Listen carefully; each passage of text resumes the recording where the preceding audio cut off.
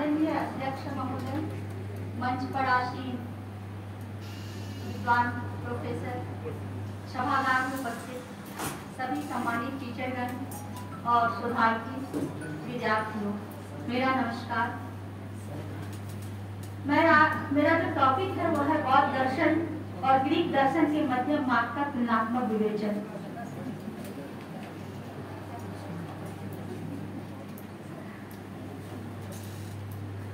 मैं अपने पत्र को पढ़ने से पहले थोड़ा कहना चाहूंगी कुछ कि ये जो पढ़ना है वो मेरा मायके के समान है, क्योंकि मैंने MA, PhD, पोस्ट डॉक्टरेट यहीं से किया।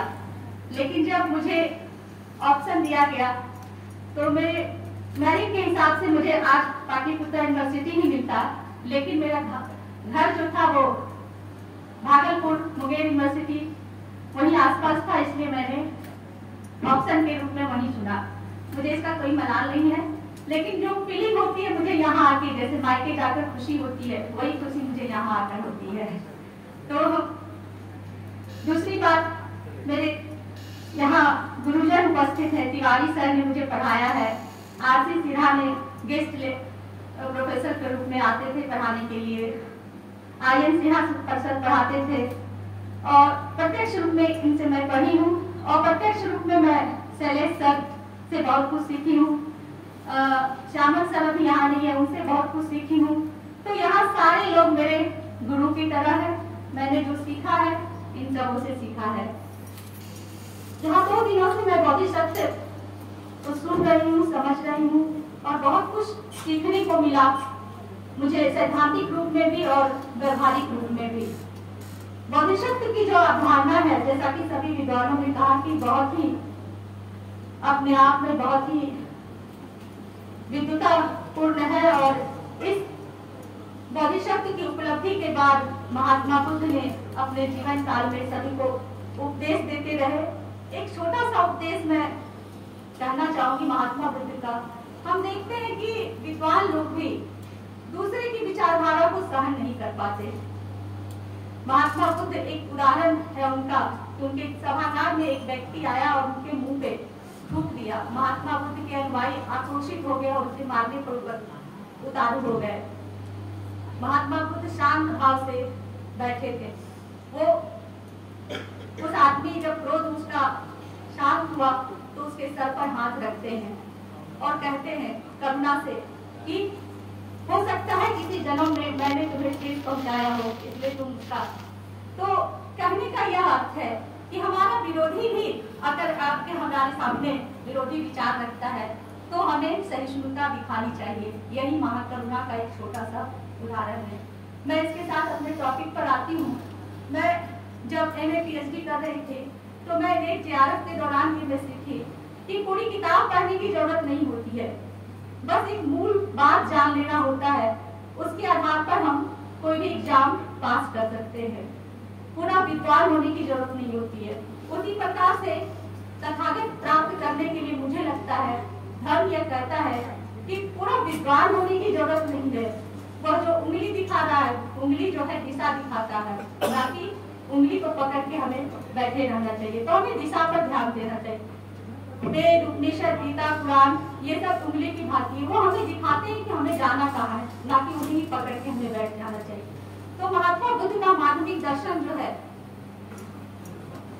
महात्मा बुद्ध का मध्यम मार्ग जो है, और ग्रीक दर्शन में अरस्तु ने मध्यम मार्ग दिया है। तो मैंने कोशिश किया है इन दोनों का तुलना करने का। तो सर 15 मिनट की टाइम दिए हैं, तो मैं थोड़ा सा पढ़ना चाहूंगी सर।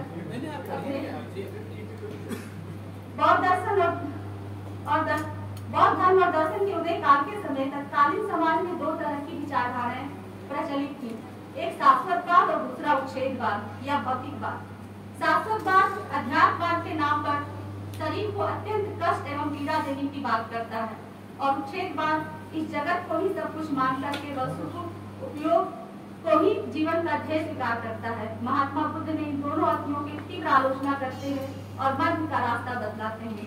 अध्यात्मवाद जो निवृत्ति मार्ग के पोषक है, उनके अनुसार तब तथा आत्मनिग्रह द्वारा प्रकृति की शक्तियों पर अधिकार प्राप्त किया जा सकता है। ऐसा करने से तपस्वियों और देवताओं के को आध्यात्मिक अंतर्दृष्टि प्राप्त होती है। अग्नियों के बीच बैठना, वन में सिर के बल खड़े रहना, अपनी भुजाओं को सिर पर ताने एक टांग पर तब तक खड़े रहना जब तक मांसपेशियां सूख न जाए। वहीं चार्वाक मतों के अनुसार स्वर्ग और नरक नहीं है, पाप पुण्य कुछ भी नहीं है। प्रत्यक्ष से केवल अलौकिक जगत का ही ज्ञान होता है, इसलिए केवल इस संसार का ही अस्तित्व है। यह संसार भोग्य और हम भोक्ता हैं, इसलिए ज्यादा से ज्यादा उपभोग पर बल देना चाहिए। महात्मा बुद्ध उपरोक्त दोनों मतों को एकाग्र घोषित करते हैं। बुद्ध द्वारा स्थापित बौद्ध दर्शन के मध्यम मार्ग का सिद्धांत समग्र विकास का आधार प्रस्तुत करता है। बुद्ध के अनुसार शास्त्रवाद और उच्छेदवाद इन दो अतियों से बचना चाहिए। बुद्ध ने स्वयं अपने जीवन काल के अनुभव से यह घोषणा किया है। बुद्ध जब महाविनिष्क्रमण किया तो 6 वर्षों तक वे वन में कठोर तपस्या एवं कठिन से कठिनतम व्यायाम और उपवास करते रहे, जिससे उनका शरीर जीर्ण हो गया। एक दिन यात्रा पथ के दौरान उन्हें एक छोटी सी नदी पार करनी थी, किंतु उनका शरीर कठोर तप से इतना निर्बल हो गया कि वो उस नदी को पार नहीं कर सके। उन्हें तत्क्षण यह स्मरण हुआ कि कठोर तप के द्वारा शरीर को गलाकर एक छोटी नदी नहीं पार कर सके तो सर्वोच्च उपलब्धि जो परम शिखर है वो हम कैसे प्राप्त कर सकते हैं। तो उन्होंने कठोर तप के मार्ग को तिलांजलि दे दी। भौतिक सुखों को भी वो महाविनिष्क्रमण के पूर्व अत्यंत निकटता से भोग चुके थे। इस निष्कर्ष पर पहुंचे कि भौतिक सुखों में कोई सार नहीं है। इंद्रियों की इच्छाएं अग्नि को में घी देने के समान है। जितनी इच्छाओं की पूर्ति हम करते जाते हैं, यह इच्छा रूपी तृष्णा और भी बढ़ती जाती है, कहीं विराम नहीं है। यह आग अंततः मनुष्य का विनाश करके छोड़ती है। महात्मा बुद्ध उदाहरण देते हुए कहते हैं कि बीना की तार को अगर ढीला छोड़ दिया जाए तो संगीत बेसुरा हो जाएगा, अत्यंत कष्ट दिया जाए तो टूट जाएगा। इसलिए मनुष्य की स्थिति में से ही सुमधुर संगीत निकलता है। ठीक उसी प्रकार ना ही अत्यंत इंद्रिय सुखों में लिप्त होकर और ना ही शरीर को अत्यंत कष्ट देकर हम तत्व का साक्षात्कार कर सकते हैं। आधुनिक समकालीन दार्शनिक ओशो ने भी कहा है, कठोर तप से यदि भूख, गर्मी, जाड़ा, सर्दी आदि को सहन करने से सत्य की उपलब्धि होती तो सभी पेड़ पौधे, पशु पक्षी आदि भूख में ही रहते हैं। उन्हें सत्य उपलब्ध हो जाना चाहिए था, क्योंकि उनमें भी जीव है, किंतु सब कुछ सहन करने के पश्चात भी मानव से सब कुछ सहन करने के पश्चात यही मानव से निकृष्ट जीव भी कहलाते हैं पशु पक्षी। साथ ही इंद्रिय निर्विक तृष्णा की तरह है, जिसके पीछे जितना भागते जाए उसकी प्राप्ति नहीं होगी, कभी प्यास नहीं बुझती। अतः मध्यम मार्ग ही श्रेष्ठ है। महात्मा बुद्ध ने दुख निरोध गामी प्रतिपद या सांघिक मार्ग को मध्यम प्रतिपदा या मध्यम मार्ग की संज्ञा दी है। उनके दर्शन के मूल 4 आर्य सत्य में से चतुर्थ आर्य सत्य की श्रेणी में यह आता है। यह मार्ग भोग विलाप, शरीर को अत्यंत क्षीण करने वाली कठोर तपस्या के बीच का मार्ग है। बुद्ध ने इस अष्टांगिक मार्ग द्वारा मानव के नैतिक चारित्रिक उत्थान के साथ साथ समाज के समग्र विकास की नींव रखने का प्रयास किया। जब महात्मा बुद्ध सम्यक आजीविका की बात करते हैं तो इसका अर्थ है कि न्यायपूर्ण जीवोपार्जन, किसी अन्य पर अत्याचार करके किसी का धन जबरन लेकर यदि अपने जीवन का यापन करते हैं, इससे हमारा नैतिक पतन तो होता ही है, साथ ही साथ सामाजिक व्यवस्था भी हाशिए पर आ जाता है। बुद्ध के मतानुसार तत्व उपलब्धि के इच्छुक को जीविकोपार्जन छोड़ भी नहीं देना चाहिए और ना ही गलत तरीके से उपार्जन करके अपनी जीविका चलानी चाहिए। मध्यकाल के कबीर, रैदास आदि तत्व को उपलब्ध हुए महापुरुष जो जुलाहा और मोची का काम करते थे, साधना के पथ पर अग्रसर हुए और तत्व का साक्षात्कार किया। यूनानी दर्शन में सेरेनेक्स और सिनिक दो संप्रदाय भारतीय दर्शन के उच्छेदवाद और निवृत्ति मार्ग की भांति है। सेरेनेक्स के विचारों के अनुसार प्रत्येक मनुष्य सदैव सुख की प्राप्ति की कामना करता है, अतः उसके समस्त कर्म सुख प्राप्ति के उद्देश्य से ही होते हैं। वे अपने जीवन में जो कुछ भी करता है उसके मूल में अधिकतम सुख प्राप्त करने की ही इच्छा ही रहती है। इसलिए अधिकतम सुख को प्राप्त करना ही मनुष्य के जीवन का एकमात्र ध्येय है। इस मत के समर्थक अधिक से अधिक शारीरिक सुख प्राप्त करने पर बल देते हैं। सेरेनेक्स पूर्णतः भौतिकवादी थे, वे केवल जड़ पदार्थ की सत्ता पूर्ण स्वीकार करते हैं, अतः आत्मा और ईश्वर के अस्तित्व में उनका विश्वास नहीं था। सिनिक संप्रदाय सेरेनेक्स के स्थूल इंद्रियवाद का तीव्र विरोध करते हैं। सेरेनेक्स के स्थूल इंद्रिय परिशुद्धवाद के विपरीत सिनिक्स विशुद्ध बुद्धिवाद और कठोर वैराग्यवाद में विश्वास करते हैं। उनका मत है कि मनुष्य को शारीरिक तथा मानसिक सभी प्रकार के सुख का पूर्णतः परित्याग करना चाहिए, क्योंकि सुख की कामना ही मनुष्य को इच्छाओं और वासनाओं का दास बना देती है। सुख के विरुद्ध एंटी ने यहाँ तक कहा है कि सुख की कामना से वशीभूत होने की अपेक्षा पागल हो जाना कहीं अधिक अच्छा है। मनुष्य को सुख की कामना से पूर्णतः मुक्ति प्राप्त करनी चाहिए। अपनी समस्त इच्छाओं और वासनाओं का कठोरता पूर्वक दमन करके सदैव शरीर गुणयुक्त जीवन व्यतीत करना चाहिए। सेरेनेक्स के स्थूल सुखवाद को अत्यधिक निंदनीय और घृणास्पद मानते हुए सिनिक्स ने केवल सुख का पूर्ण निषेध ही नहीं किया, अपितु पीड़ा अथवा दुख के जीवन को अनिवार्य और श्रेष्ठ माना, क्योंकि उनके मतानुसार दुख सद्गुणी जीवन व्यतीत करने में बहुत सहायक होता है। सिनिक्स का विश्वास है कि अधिक से अधिक कष्ट सहने तथा पीड़ा एवं दरिद्रता में जीवन व्यतीत करने से मनुष्य विवेकशील और सद्गुण युक्त जीवन जीने से मनुष्य आत्मसंयम पूर्ण होता है। इसी कारण उन्होंने सुख और समृद्धि का पूर्ण निषेध करते हुए दुख और दरिद्रता को ही नैतिक जीवन का मूल आधार माना। वस्तुतः जीवन के सुखमय पक्ष के प्रति पूर्ण विरक्ति तथा समस्त मानवीय भावना और इच्छाओं के दमन का उपदेश देने वाला यह कठोर वैराग्यवादी सिनिक संप्रदाय की विशेषता है। ग्रीक दर्शन के दार्शनिक शिरोमणि प्लेटो भी सेरेनेक्स और सिनिक्स के दो एकांगी सिद्धांतों को अस्वीकार किया है, किंतु वे इन सिद्धांतों में भी आंशिक सत्य को अवश्य स्वीकार करते हैं। उनका मत है कि पूर्ण सुख में सुख और सद्गुण दोनों का होना अनिवार्य है, अतः इन दोनों में से किसी एक के अभाव में पूर्ण सुख की कल्पना करना भ्रामक है। प्लेटो शारीरिक सुख की अपेक्षा मानसिक अथवा बौद्धिक आनंद को अधिक अस्थायी स्वीकारते हैं।